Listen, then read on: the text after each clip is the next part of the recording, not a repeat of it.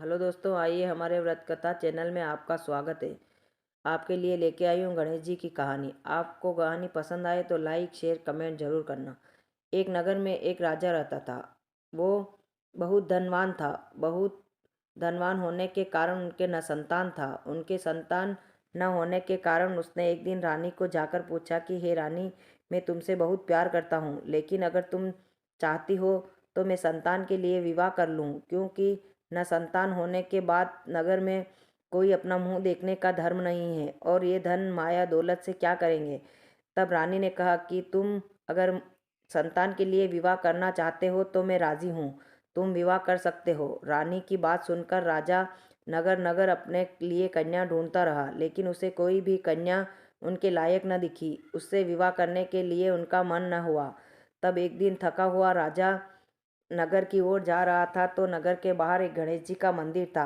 Case खुले हुए केसों में हाथ में थाली लिए एक कन्या वहां मंदिर की तरफ गुजर रही थी। तब उसने देखा तो वो देखता ही रह गया और उसकी नज़रें उन पर देखती ही रह गई। तब पास में आकर कन्या ने कहा कि क्यों तुम मुझे क्यों देख रहे हो?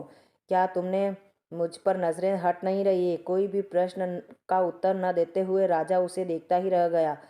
कन्या ने उसे छोड़कर उनकी बात को छोड़कर राजा अपने गणेश जी के मंदिर में पूजा अर्चना करने के लिए चली गई। राजा उसी लड़की का पता लगाता हुआ नगर की ओर गया। तब उसे पता चला कि एक बूढ़ी अम्मा की बेटी है। उस बुढ़िया के घर गया और उस बुढ़िया से कहा कि माई, मैं पानी पीना चाहता हूँ, क्या तुम मुझे पानी पिला सकती हो? तब माई ने कहा कि तुम कौन हो और कहाँ से आए हो? तब राजा ने अपने नगर का पता बताया और उनका नाम बतलाया कि मैं उसी नगर का राजा हूँ। तब टूटी हुई खाट उनकी माई ने उसे बिछाकर बहुत स्वागत किया और कहा, राजा तुम तो बड़े लोग हो, लेकिन हमारे घर में कोई भी व्यवस्था नहीं है।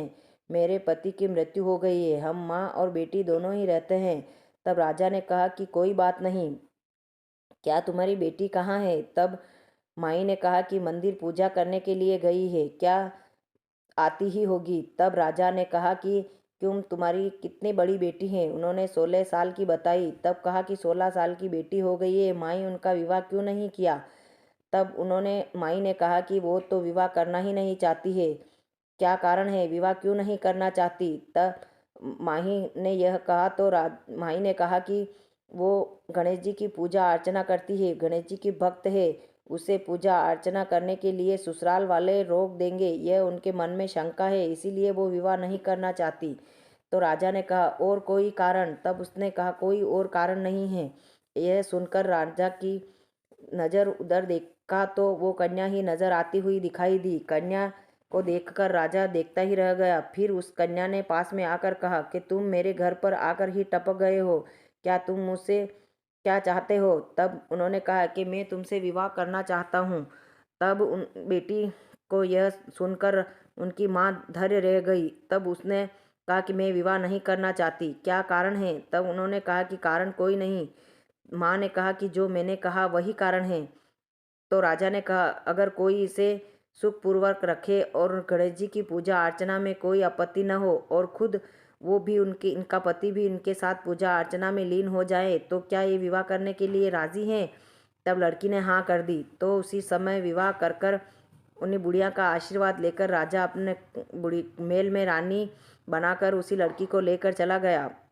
तो नगर के बाहर जाकर रानी को संदेशा भिजवाया कि मैं विवाह कर कर 16 साल की कन्या को लेकर आ गया हूँ, स्वागत कर कर अपनी सौतन को मेलों में ले जाओ। तब रानी फूलों की थाल लेकर अपने रानी को स्वागत कर कर अपने मेलों में ले गई। राजा रानी और उनकी सौतन तीनों खुशी से रहने लगे। कहीं दिन बाद बड़ी रानी ने राजा को कहा कि राजा, तुम छोटी रानी को विवाह कर कर इसलिए लाए थे कि संतान न होने के कारण, तो तुम्हें क्या याद दिलाना पड़ेगा? तब छोटी रानी के पास जाकर राजा ने कहा कि रानी, क्या संतान के लिए तुम तैयार हो? तुम्हें संतान के लिए ही मैं विवाह कर कर लाया हूँ। तब रानी ने कहा कि मैं गणेश जी के सामने मेरी प्रार्थना करूँगी। तो दूसरे ही दिन गणेश जी की पूजा अर्चना करने के लिए मंदिर गई तो गणेश जी से विनती करी कि गणेश जी, मुझे संतान चाहिए। राजा संतान के लिए ही मुझसे विवाह कर कर लाया है और हम दोनों रानियों को बराबर में रखते हैं और बराबर के हिस्सेदार बनाता है। मुझे संतान चाहिए। भगवान ने तथास्तु कहा और उनके गणेश जी की कृपा से 9वें महीने ही पुत्री ने जन्म लिया। जब पुत्री का जन्म हुआ राजा ने सुना तो राजा बहुत दुखी हुआ और रानी भी बहुत दुखी हुई। तब राजा रानी दोनों बात करने लगे कि राजा संतान के लिए तो अपने विवाह किया है और इसके भी पुत्री हो गई है। अगर तुम्हें पुत्री हुई है तो अपने राज तिलक वाला तो कोई मिला नहीं और अपना आगे कोई वंश है नहीं। अगर इसी तरह इनके लड़कियां होती रहेगी तो क्या वंश कैसे चलेगा? क्या लड़कियों के लिए ही अपने विवाह किया है? तब ये बात रानी के मुंह से राजा ने सुनी तो उसी से नफरत करने लगा। उसी दिन से उसका मोह कम हो गया। मोह कम होने के कारण वो कन्या दुखी रहने लगी। जब छोटी रानी दुखी रहने लगी तब गणेश जी ने उससे पूछा कि क्यों किस भक्त क्यों दुखी रहती हो? तब उसी कन्या ने प्रश्न किया तो उसी कन्या ने गणेश जी के सामने हाथ जोड़कर कहा कि गणेश जी, क्या मुझे पूजा की कुछ कमी रह गई है या मुझसे कुछ भूल हुई है, इसलिए मेरे राजा मुझसे रूठे हुए रहते हैं? इनका क्या कारण है? तब एक दिन छोटी रानी ने सोचा कि मैं राजा को पूछ कर आती हूँ। रानी पूछने गई तो राजा ने यह कहा कि मैं तुम्हारे कन्या होने के कारण तुमसे नाराज़ हूँ। मैं तुमसे नफरत नहीं करता हूँ, लेकिन कन्या होने के कारण मैं तुमसे नाराज़ हूँ। यह कहकर रानी अपना घर छोड़कर चली गई और कहने लगी, जब गणेश जी मुझे पुत्र देगा तब ही मैं तुम्हारे घर में कदम रखूंगी, तब मैं तुम्हारे घर में नहीं आऊंगी। तुम मुझे स्वयं स्वागत के साथ लेकर आओगे तब ही मैं तुम्हारे घर में कदम रखूंगी। तब राजा ने कहा कि जो कन्या देने वाली रानी को कैसे स्वागत कर कर लेकर आऊँगा। फिर भी उसने कोई भी जवाब नहीं दिया और अपने मायके चली गई। बुढ़िया के घर गई तो बुढ़िया ने बेटी के ससुराल का हाल पूछा तो उसने सारा हाल कह बताया। तब बुढ़िया ने कहा कि अगर इसी नगर में रहेंगे तो ये नगरवासी यह कहेंगे कि राजा के साथ विवाह कराकर लोभ के कारण उसे भेज तो दिया, लेकिन उनके कुछ लक्षणों के कारण इसे वापस भेजा गया। इसीलिए अपन इस नगर को छोड़कर दूसरे राज्य में रहने के लिए माँ बेटियां दोनों चली गई। दूसरे राज्य में रहती अपना काम धंधा करती और वही गणेश जी की पूजा अर्चना करती। गणेश जी की एक दिन कृपा हुई, तब गणेश जी उस पर प्रसन्न हुए। तब फिर राजा को याद आया। तब उसी दिन राजा ने फिर से रानी को कहा कि रानी, मैं दूसरा विवाह कर लेता हूँ, क्योंकि राजाओं के तो सभी बहुत सारी रानियाँ होती हैं और बहुत विवाह करते हैं। ये अपने समाज में ऐसी कोई नई बात नहीं है। तब राजा ने फिर रानी के सामने यह बात रखी तो रानी फिर से राजी हो गई। फिर कहा कि अपन पुत्र के लिए ही विवाह कर रहे हैं, पुत्र की उत्पत्ति ही चाहिए। अगर उसके भी बेटी हो गई तो मैं इसी राज्य में नहीं रहने दूंगी। फिर राजा ने उसी बात से ही हाँ कर ली और नगर नगर फिर अपने लिए कन्या ढूंढता रहा। उसी कन्या के नगर में जाकर वही मंदिर के पास जाकर बैठ गया। तब उसी मंदिर से सामने हुए वही कन्या गुजारती हुई दिखी तो उस पर मोहित हो गया। और क्योंकि 16 साल की कन्या थी, वो तो दिन पत बड़ी हो गई। उनका आव भाव, चाल चलत और शक्ल सब कुछ चेंज हो गया था, तो उनके कारण वो राजा उसे पहचान नहीं सका। लेकिन उस कन्या ने तो उस राजा को पहचान लिया, फिर से उन पर मोहित हो गया। फिर वही बात दोहराई तो उस रानी के घर गया। उसी कन्या के घर जाकर उसकी माँ से वही बात दोहराई। तब उसकी माँ उन कन्या से राजी हो गई, विवाह कराने के लिए राजी हो गई। उस कन्या ने कहा कि माँ, मैं विवाह करने के लिए इस राजा से तैयार हूँ, क्योंकि ये मेरे ही पति हैं। तुम इनको कोई बात मत बताना, ये मुझे स्वागत के साथ अपने घर ले जाएंगे और गणेश जी मुझे पुत्र अवश्य देंगे। यह बात सुनकर बुढ़िया ने कुछ नहीं बोला और विवाह कराकर अपनी बेटी के उनके साथ विदा कर दिया। बेटी को आशीर्वाद देकर विदा कर दिया और घर अच्छे से स्वागत कर कर वही रानी, बड़ी वाली रानी छोटी रानी को ले गई। ले जाकर फिर तीनों खुशी आनंद से रहने लगे और कभी उसे छोटी रानी की याद नहीं आई और न ही उसे याद किया। फिर कहीं दिन बाद बड़ी रानी ने फिर से कहा कि राजा, अपने को संतान चाहिए, इस बार अपने को पुत्र चाहिए, पुत्री नहीं।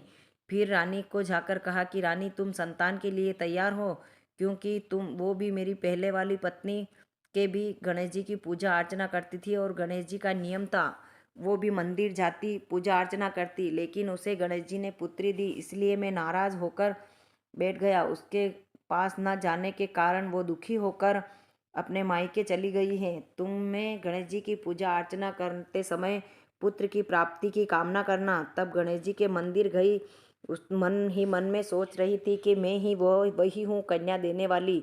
लेकिन इस बार गणेश जी कोई मेरे साथ अन्याय नहीं करेंगे। गणेश जी के मंदिर जाकर अपना शीश टेक कर झोली फैलाकर भीख मांगी कि गणेश जी मुझे पुत्र की प्राप्ति चाहिए, मुझे पुत्री नहीं, क्योंकि पुत्री के कारण मैं पहले से दुख उठा चुकी हूँ।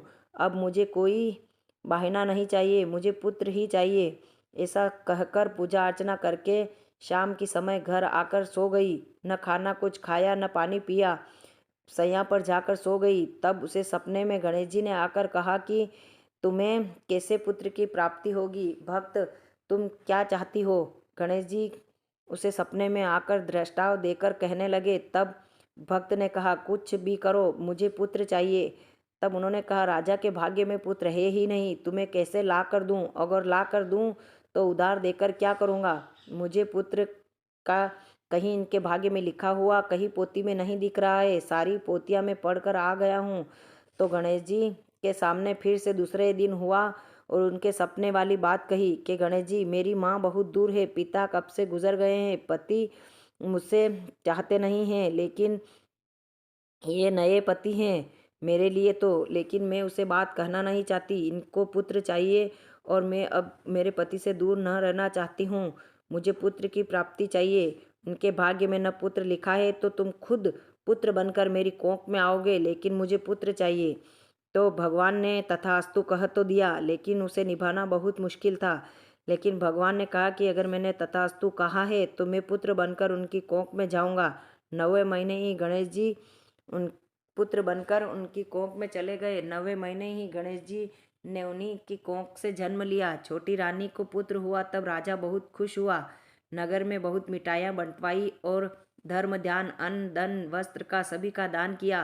और बड़ी रानी बहुत बाजे बजवाए और प्रसन्नता कही, और उसी बड़ी रानी छोटी रानी का स्वागत करती रही और इतना सुखपूर्वक रखती कि जैसे उनको पैर भी जमी पर नहीं रखने देती थी। बड़ी रानी बहुत खुश हुई कि मेरे राजा के संतान हुई है। लेकिन कहीं दिन बाद नवरात्रि के दिन आए तो नगर में कुंवारी कन्या को जीमने के लिए बुलाया। तो एक राजा ने कहा कि अगर मेरे गणेश जी पुत्र देंगे तो मैं ही 1.25 मन के लड्डू गणेश जी को चढ़ाऊंगा। ऐसी राजा ने मानता की थी। तो कुंवारी कन्या को जीमने के लिए नवरात्रि में पड़ोसियों ने बुलाया तो रानी के घर आकर न्योता दिया कि रानी तुम्हारी कन्या को मेरे घर जीमने के लिए भेज दो। तब रानी ने कहा कि मैं किसी के घर मेरी कन्या को नहीं भेजती हूँ, क्योंकि मेरी ये छोटी वाली रानी की निशानी है। अगर इससे कुछ हो गया तो राजा मुझे कभी माफ़ नहीं करेंगे। लेकिन फिर से पड़ोसी आए और कहने लगे तुम्हारी कन्या को कुछ नहीं होगा, मैं घर पर आकर छोड़ कर जाऊंगी। मुझे कोई कन्या नहीं मिल रही है, एक कन्या कम है, इसीलिए तुम्हारी कन्या को ले जाना चाहती हूँ। तब उसे उसी जिम्मेदारी के साथ छोटी कन्या को उनके साथ भेज दिया। तब उसने दूसरे दिन ही फिर दूसरे घर दूसरी पड़ोसन न्योता देने आई और कहा कि मुझे एक कन्या कम है, मुझे भी तुम्हारी कन्या को ले जाना चाहती हूँ। तो उसने एक के घर जाने के बाद दूसरे, दूसरे के घर जाने के बाद तीसरे, सभी के घर कन्या जीमने के लिए जाती रहती। तो एक दिन एक पड़ोसी के घर पर कन्या के साथ साथ उनका बेटा भी चाहिए था, क्योंकि जिमाने के लिए 9 कन्याओं के साथ एक लड़के को भी जिमाया जाता है। तब एक दिन दूसरी पड़ोसी ने कहा कि मुझे तुम्हारे पुत्र के लिए भी न्योता है। तब बड़ी रानी का होश उड़ गया कि मेरे पुत्र को तो मैं बाहर भी नहीं निकालती हूँ और कहीं जिमने नहीं भेजूंगी, कन्या को ले जाओ।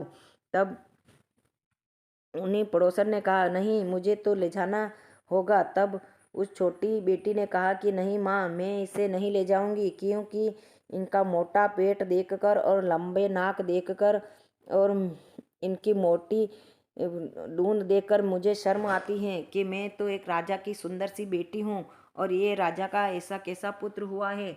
मैं तो इसे नहीं ले जाना चाहती हूँ और मेरे साथ ये नहीं चलेगा। फिर भी जबरदस्ती पड़ोसन उसे लेकर चली गई। तो सभी सखियां उसे पूछने लगी कि ये किसका भाई है, ये किसनोई कन्याओं के किसके साथ आया है। तब वो शर्म के मारे छोटी कन्याओं ने कह दिया कि मेरा तो भाई नहीं है, किसी के साथ आया है, मुझे कोई पता नहीं है। तब सभी कन्या खड़ी होकर देखती रही। आगे आगे कन्या जा रही थी तो पीछे पीछे उसका भाई भी जा रहा था। तो दूसरे ही दिन दूसरे पड़ोसी के यहाँ जिमने गए तो सारे चिढ़ा रहे थे कि राजा के ऐसा कैसा बेटा हुआ है। कन्या तो इतनी सुंदर है और इतनी सुशील है, फिर भी इसकी माँ को छोड़ दिया है और ये छोटी दूसरा विवाह कर कर लाया और छोटी रानी के ऐसा कैसा पुत्र हुआ है। मोटा पेट है और बड़ी नेबी है और इनके लंबा नाक है और हाथ पाँव की तो कोई तुलना ही नहीं होती है। ये कितना खाता है, अपने तो एक थाली में लिया जो ही खा लिया, इन्हें तो 10 थालियों परोसने के बाद भी इसका पेट नहीं भरा। आज के बाद हमारे साथ मत आना। सभी लड़कियों ने उसे मना कर दिया साथ आने के लिए, क्योंकि तुम्हारा भाई बहुत खाता है। ऐसा उनकी छोटी माँ ने सुना तो वो बहुत नाराज़ हो गई और थप्पड़ मार दी उनकी कन्या के। तब बड़ी रानी दौड़कर आई और उस छोटी रानी को कहने लगी कि मैं तुमसे ये शिकायत करने आई हूँ, क्योंकि तुमने मेरी वो छोटी रानी की कन्या के क्यों थप्पड़ मारी है। तब उसने बताया कि मेरे बेटे के लिए उसने ऐसा कहा है। तब उसी बेटी को समझाकर बड़ी रानी महल में लेवा गई कि बेटी ऐसा नहीं कहते, वो भी अपना भाई हैं। क्या शकल सूरत नहीं देखी जाती है, वो गणेश जी की कृपा है, इसीलिए वो ऐसे ऐसी हुआ है। अब ऐसा नहीं कहते हैं। तब भी उस छोटी कन्या ने नहीं माना कि मुझे मेरी सारी सखियों ने मुझे साथ जाने के लिए मना कर दिया है, ये मेरे साथ नहीं आएगा। तब एक दिन एक पड़ोसी के बेटा नहीं था, उसने भी गणेश जी के लिए मन्नत की थी कि गणेश जी मैं एक शक्कर की बोरी का लड्डू बनाऊंगा और तुम्हें भोग लगाऊंगा, मुझे बेटा हो जाएंगे तो मैं उसके बेटा हुआ। तो उसने वो मन्नत पूरी करने के लिए फिर से 9 कन्याओं को जिमाने के लिए बुलाने आई। तब उसी लड़का उनके साथ जिमने के लिए चला गया। फिर से वो कन्या रुष्ट होकर घर पर आ गई। तब तक वो रुष्ट होकर आई तो आगे जाकर उसका भाई बैठ गया, तो मन्नत तो उसी की थी, उसने सारे लड्डू खा गया। तब उसने दूसरी पड़ोसन उसे बुलाने आई कि क्यों तुम्हारी बेटी रानी घर पर आ गई है, मेरे एक कन्या कम होने के कारण मेरी सारी कन्या भूखी बैठी है, तुम्हारी कन्या को मना कर मेरे साथ भेजो। मना कर रानी ने उसके साथ भेजा और वो खुद उसके साथ गई। देखा तो सारा लड्डू उनका बेटा खा गया। उसके 1.25 मन लड्डू उनका बेटा खा गया तो रानी उसे देखकर तंग आ गई और देखते ही रह गई कि ये क्या हुआ है। सच में अगर ये कन्या कहती वो सच है, इतना खा जाता है, अब ये पूरी समाज को क्या खिलाएगा और जो ये कन्या भूखी है उसे क्या खिलाएगा। उसने पकड़ के एक थप्पड़ मारी और अपने बेटे को घर पर ले आई। जब तक देखा और घर पर गई तो उसी पड़ोसन को जाकर कहा कि मेरे घर से शक्कर और गुड़ सभी सामान ले आओ और तुम दूसरे लड्डू बनाकर भोग लगा दो, क्योंकि मेरे बेटे की गलती है। तब उसने जाकर अंदर देखा तो उनके तो 1.25 मन से डबल टिबल बहुत सारे लड्डू भरे पड़े मिले थे। तब उन रानी को जाकर कहा कि नहीं रानी, ये लड्डू तुम्हारे बेटे ने नहीं खाया है, तुम्हारा बेटा चमत्कारी है। मेरे तो घर में बहुत सारे लड्डू हो गए हैं, जिनके खाए उनके दूने 3 गुने लड्डू भरे पड़े हैं, मैंने तो सभी को खिला दिया फिर भी कम नहीं पड़ा। तब उसने एक दिन बड़ी रानी ने उसके पति को कहा कि तुमने मानता करी थी कि मैं 1.25 मन लड्डू का भोग लगाऊंगा, मेरे घर पर बेटे की उत्पत्ति होगी। तो अगर तुम्हारे बेटे ने जन्म होने लेने के कारण भी 11 वर्ष का हो गया है, फिर भी आपने उनकी मानता पूरी नहीं की, इसीलिए ये इतना लड्डू खा जाता है। अगर ऐसा कोई राज्य वाले सुनेंगे तो कोई बेटी नहीं देंगे, तुम्हारी मानता पूरी करो। तब राजा ने 1.25 मन लड्डू बनाया और सभी को बुलाया और कहा कि मैं गणेश जी की पूजा अर्चना करके भोग लगा के फिर सभी को जिमाता हूँ। इधर पूजा अर्चना करने लगे, तब उसका बेटा गया 1.25 मन लड्डू खा गया। तब फिर राजा हैरान रह गया कि ये सभी लड्डू मेरा पुत्र खा गया है, तो राज में बात चलेगी तो मेरी हंसी होगी। इसीलिए गणेश जी को हाथ जोड़ा और कहा कि गणेश जी मैं मेरी मानता को मान कर। राजा ने हैरान हो रह गया और देखता ही रह गया। तब गणेश जी प्रकट हुए और कहने लगे कि पिता तुम हैरान न हो, मैं ही तुम्हारा पुत्र हूँ, लेकिन मैं छोटी रानी के कारण तुम्हारे कोख में आकर जन्म लिया है। मैं तुम्हारी हंसी नहीं उड़ाना चाहता हूँ, मैं खुद गणेश जी हूँ और तुम्हारी मानता को स्वीकार किया है।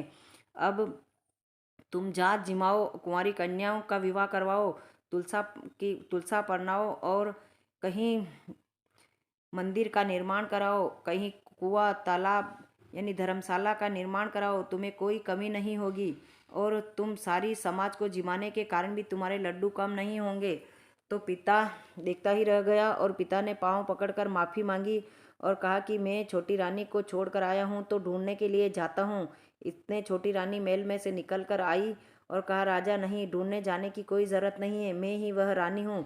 ये तो गणेश जी की भक्ति के कारण मैं तुमसे दूर नहीं हुई हूँ, ये सब गणेश जी की कृपा है। और ये पुत्र गणेश जी ने मुझे तुम्हारी कोख में गणेश जी खुद पुत्र बनकर आए हैं, क्योंकि तुम्हारे भाग्य में पुत्र लिखा ही नहीं है और तुम पुत्र की प्राप्ति चाहते थे, इसीलिए तुमने हमसे दूर किया है। इसीलिए गणेश जी खुद मेरी भक्ति से प्रसन्न होकर मेरी कोख में पुत्र बनकर आए हैं। गणेश जी भगवान ऐसे पुत्र बनकर सभी वांस की कोख में जाना और सभी के वंश को आगे बढ़ाना। और भगवान ने उनको राजपाट पर बिठाकर, राजा ने राजपाट पर बिठाकर राज तिलक किया और मंदिर की स्थापना करके जीवन भर पूजा अर्चना करता रहा। जय गणेश जी।